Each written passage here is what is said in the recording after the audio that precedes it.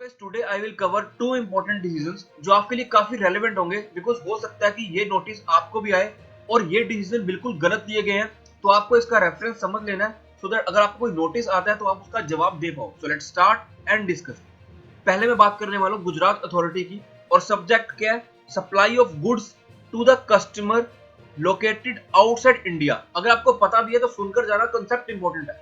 Supply of goods to the customer located outside India under bill to ship to model from vendor located outside India।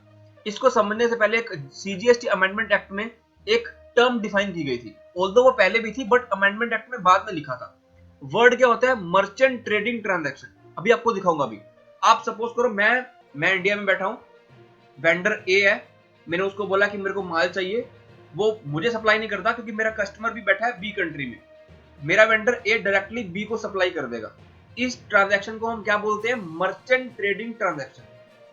इसमें दो question पूछे गए हैं कि जो मैंने ए से ऑर्डर दिया कि हाँ मुझे माल चाहिए, क्या उसके ऊपर इंपोर्ट ड्यूटी पे करनी है? एक क्वेश्चन। दूसरा क्वेश्चन पूछा है कि जो मैंने डायरेक्टली ए से बी को सेल कर दिया, क्या उसके ऊपर मुझे कोई जीएसटी पे करना है? तो पहले क्वेश्चन का आंसर अभी हम देखते हैं, दूसरे क्वेश्चन का भी देखते हैं। आपको एक बार समझाता हूं मैं। अब जब आप इंपोर्ट करते हो तो ड्यूटी कब पे करते हो? ड्यूटी कब पे करते हो? जब आप इंडिया में इंपोर्ट कर लेते हो। हमारे केस में क्या गुड्स इंडिया में आए? नहीं आए ना, इंडिया में तो आए नहीं, वो डायरेक्टली ए से बी में चले गए। उनकी कंट्री सपोज करो यूएसए या चाइना, जो भी है, चाइना का नाम नहीं मैं लेता, चाइना को तो नहीं लेना नाम, कोई और कंट्री है, न्यूजीलैंड है, तो वहां से डायरेक्टली ए से बी में चला गया, इंडिया में नहीं आए, तो मतलब इंपोर्ट ड्यूटी पे नहीं करनी है। आप डिसीजन देखते रहना, बिकॉज जो अथॉरिटीज ने डिसीजन लिया वो बिल्कुल अपना दिमाग बंद करके लिया। बी, जो आपने डायरेक्टली ए से बी को सेल कर दिया, क्या उसके ऊपर जीएसटी पे करना है? इसको तो डायरेक्टली स्पेसिफिकली माफ किया हुआ है सीजीएसटी अमेंडमेंट एक्ट में। तो यहां पर मैंने क्लिक कर लिया CGST amendment act 2018, CGST amendment act. तो मैं कंट्रोल एफ करके यहाँ शेड्यूल लिखता हूँ। तो गाइस ये आपके सामने आ गया schedule 3 of principal act. Schedule 3 भी काफी बड़ा है, मैं सारा कवर नहीं कर रहा हूँ, सिर्फ ये रेलेवेंट पॉइंट कवर कर रहा हूँ, बट वीडियो आई बटन पे लिंक कर दूंगा, आप जाके वहां से पढ़ सकते हो कि पूरा शेड्यूल 3 क्या है। शेड्यूल 3 क्या बोलता है? नो सप्लाईज, मतलब ना हम गुड्स की सप्लाई मानेंगे ना हम सर्विस की सप्लाई मानेंगे। अगर सप्लाई नहीं है तो टैक्स भी नहीं देना पड़ता। इसमें एक पॉइंट इंसर्ट किया था, 3 पॉइंट इंसर्ट किए थे, बट मैं एक ही वक्त कवर कर रहा हूँ। Supply of goods from a place in the non taxable territory. हमारे एग्जांपल में वेंडर ए में है, सपोज करो USA, in the non taxable territory to another place in the non taxable territory.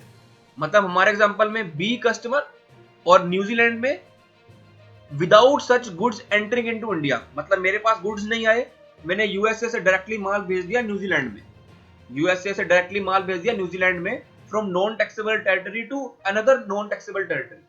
तो इस केस में हम इसको क्या बोलते हैं? मर्चेंट ट्रेडिंग ट्रांजैक्शन, और इसके ऊपर कोई भी जीएसटी नहीं देना होता और इसमें कोई डाउट नहीं है, कोई डाउट नहीं है। इसको हम बोलते हैं नो सप्लाई। एक बार और बता देता हूं कि ये आपकी एग्जेम्प्टेड टर्नओवर नहीं है। अगर कोई आप एग्जेम्प्टेड टर्नओवर करते हो तो जो इनपुट पर जीएसटी बनता है, जो इनपुट पे आपने जीएसटी क्लेम किया होता है, उसको आपको रिवर्स करना होता है। ये जो ट्रांजैक्शंस है, नाइदर सप्लाई ऑफ गुड्स है नॉर सप्लाई ऑफ सर्विस है। इस केस में, इन ट्रांजैक्शन में जो शेड्यूल 3 में है, आपको इनपुट पे भी रिवर्सल नहीं करनी होती है, नहीं करनी होती है इनपुट पर रिवर्सल। ठीक है, वो मैंने आपको एक एक्स्ट्रा कंसेप्ट बता दिया, तो आपको समझ में आ गया कि मर्चेंट ट्रेडिंग ट्रांजैक्शन के कोई ऊपर जीएसटी नहीं लगेगा। अब हम जल्दी से गो थ्रू कर लेते हैं, ज्यादा टाइम नहीं लगाएंगे। सेकंड डिसीजन भी आपके साथ शेयर करना है, अभी पहला डिसीजन है। तो इसमें क्या बताया? Merchant trade transaction where in the applicant में will receive an order from the customer located outside India.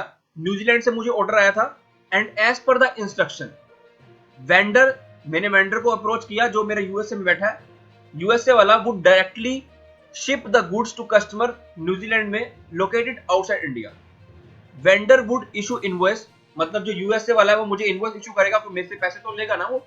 Vendor would issue invoice on applicant, मुझे अगेंस्ट विच मैं पेमेंट करूंगा फॉरेन करेंसी में, एंड एप्लीकेंट, मैं क्योंकि मैं सेल भी कर रहा हूं कस्टमर को, मैं इनवॉइस भी रेज करूंगा कस्टमर को, और उसमें मुझे कंसिडरेशन मिलेगी in foreign currency. Goods India में आए नहीं है, बट मूव करते हैं from place outside India to another place outside India. दो क्वेश्चन पूछे गए हैं, whether GST is payable on goods procured from vendor, जो मैंने यूएसए से बाय किए, जो गुड्स इंडिया में नहीं आया, क्या मुझे उसे जीएसटी पे करना है? सेकंड, क्या जीएसटी पेबल होगा on goods sold to customer जो न्यूजीलैंड में है, लोकेटेड आउटसाइड इंडिया। आगे इन्होंने फैक्ट्स क्या दिए, जल्दी से बात करेंगे गाइस, आपको समझ में आ चुका है। अब जीएसटी में हम इंपोर्ट कैसे मानते हैं, ध्यान से समझना कि जब आप इंपोर्ट करते हो तो आप कस्टम एक्ट में बीसीडी पे करते हो और आईजीएसटी पे करते हो। आईजीएसटी भी आपको कस्टम एक्ट में ही चार्ज होता है। बीसीडी का आपको क्रेडिट नहीं मिलता, आईजीएसटी का आपको क्रेडिट मिल जाता है। और अगर आप एक एक्सपोर्ट करते हो तो आपको आईजीएसटी का रिफंड भी मिल जाता है, कोई दिक्कत नहीं है। मतलब आप इंपोर्ट पर कस्टम ड्यूटी और आईजीएसटी कब पे करते हो, जब आपका जो मटेरियल है इंडिया की टेरिटरी में आ रहा है, इंपोर्टेड इनटू इंडिया। और इस केस में तो गुड्स इंडिया में आ ही नहीं रहे हैं। Import of goods means bringing goods into India from a place outside India. और इस केस में ऐसा नहीं हो रहा ना, where bill of entry oblique import declaration are not being filed with respect to the goods so procured। मैंने क्या कोई बिल ऑफ एंट्री फाइल की, क्योंकि मेरे पास तो मटेरियल आया ही नहीं है, तो GST would not be leviable. ठीक है। With regard to the second query regarding leviability of GST on outward supply from place of vendor to customer, इसके लिए उन्होंने कोई डिसीजन देखा नहीं क्या एक्ट में मेंशन है। सिंपल देखा कि सप्लाई की डेफिनेशन क्या कवर करती है, और शेड्यूल 1 में क्या लिखा हुआ है कि आप एक्टिविटीज को सप्लाई मान लोगे विदाउट कंसिडरेशन। मतलब जो रिलेटेड पार्टीज कवर्ड होती है वो मैं अभी कवर नहीं कर रहा हूं। तो इस केस में इन्होंने क्या किया, applicant is selling goods for a consideration in the course of business और furtherance of business and as such the transaction is tantamount to supply in terms of definition of supply. सिर्फ इन्होंने ये देखा कि हाँ इसमें हमें consideration मिल रही है तो ये सप्लाई में है और इसके ऊपर आपको टैक्स लगेगा, क्योंकि इसमें एक्सपोर्ट भी नहीं मान सकते हम। क्यों? बिकॉज एक्सपोर्ट कब मानेंगे, जब इंडिया से गुड्स जा रही हैं बाहर, और इस केस में तो गुड्स इंडिया में आई नहीं। इन्होंने यही डिसीजन लिया, the only possibility of goods not subject to levy of IGST would be the circumstances where the goods are exported. Export of goods would means taking goods out of India to a place outside India. In the instant case, goods have not crossed the Indian customer. Indian की territory में आए नहीं है, and as such, it is clear that goods are not physically available in the Indian territory. Thus, the subject transaction does not qualify as export of goods. So such supplies will be subject to levy of IGST. तो उन्होंने finally ruling क्या दी कि जो मैं vendor से import कर रहा हूं क्या वो कस्टम एक्ट में लेवी होंगे, तो वो डिसीजन ठीक लिया कि नहीं, ना तो बीसीडी लगेगी ना तो आईजीएसटी लगेगा, बिकॉज गुड्स इंडिया में नहीं आ रहे। सेकंड, जो वेंडर डायरेक्टली कस्टमर को सेल कर रहा है कि क्या इसे सप्लाई मानेंगे, वो गलत डिसीजन ले लिया इन्होंने और इसको सप्लाई बोल दिया। Applicable GST is payable on goods sold to customer located outside India where goods are shipped directly from the vendor premises to the customer premises. ये डिसीजन बिल्कुल गलत है, सीजीएसटी अमेंडमेंट एक्ट में इसे नोटिफाई किया हुआ है। Next decision is also taken by Gujarat authority and I feel that they are sleeping while taking any decision. और ये डिसीजन भी बहुत इंपॉर्टेंट है आपको समझने के लिए। अगर इसका आपको नोटिस आता है तो आप इसका एक्शन ले सकते हो। एक इंडिविजुअल है जिसके पास रेंट रिसिप्ट आ रही है 9,84,000 की, और बाकी सारी उसको इंटरेस्ट की इनकम आ रही है पीपीएफ से या पर्सनल लोन से जो उसने दिए हुआ है। तो क्या क्वेश्चन आता है कि क्या अब इसको जीएसटी नंबर लेना है, तो इसके लिए हमें चलना पड़ेगा आपको एग्रीगेट टर्नओवर की डेफिनेशन पर। यहाँ पर बहुत डिफिकल्ट लिखा हुआ है बट आपके सामने स्क्रीन पर आ रहा होगा, आप अच्छे से समझ सकते हो। आप जीएसटी में जब नंबर लेना होता है तो आपको क्या क्या ऐड करना पड़ता है, all taxable supplies, all interstate supplies, intrastate supplies, all exempt supplies, all nil rated supplies, या वो सप्लाईज जो आपका कस्टमर पे करता है आरसीएम पर, वो भी आप ऐड करते हो। एग्जेम्प्ट सप्लाईज क्या होती हैं, जो नोटिफिकेशन ने एग्जेम्प्ट की होती हैं। नील रेटेड सप्लाईज क्या होती हैं, जिसका जीएसटी में रेट ही नील है। फॉर एग्जांपल, अगर आपको कोई होटल वाला बिल करता है तो अप टू 1000 तक नील रेट मेंशन है, वो आपको चार्ज नहीं करता जीएसटी, तो उसे बोलते हैं नील रेटेड।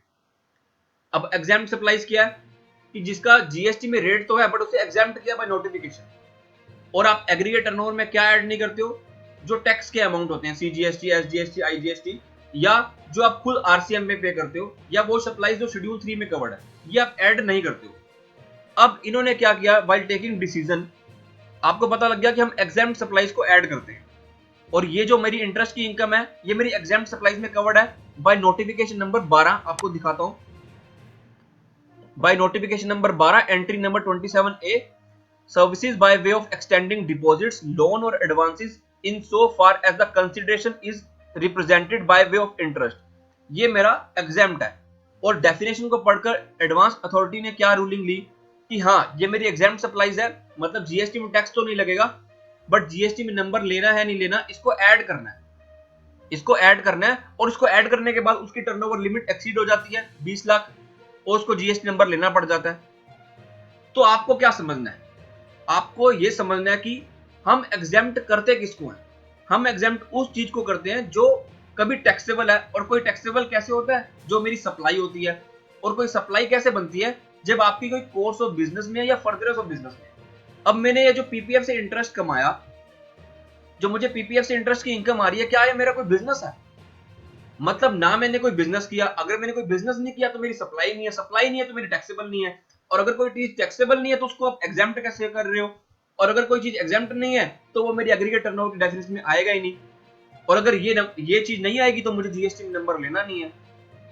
बट ये डिसीजन लिया गया कि हाँ आपको इसको ऐड करना पड़ेगा और जीएसटी नंबर लेना पड़ेगा। तो गाइस ये दोनों रूलिंग आपके लिए इंपॉर्टेंट है, आपको समझना है, इसके ऊपर आपको रिप्लाई कैसे करना है। तो अगर आपको एनालिसिस अच्छी लगी है तो प्लीज वीडियो को लाइक करना, चैनल को सब्सक्राइब करना। Till then thank you.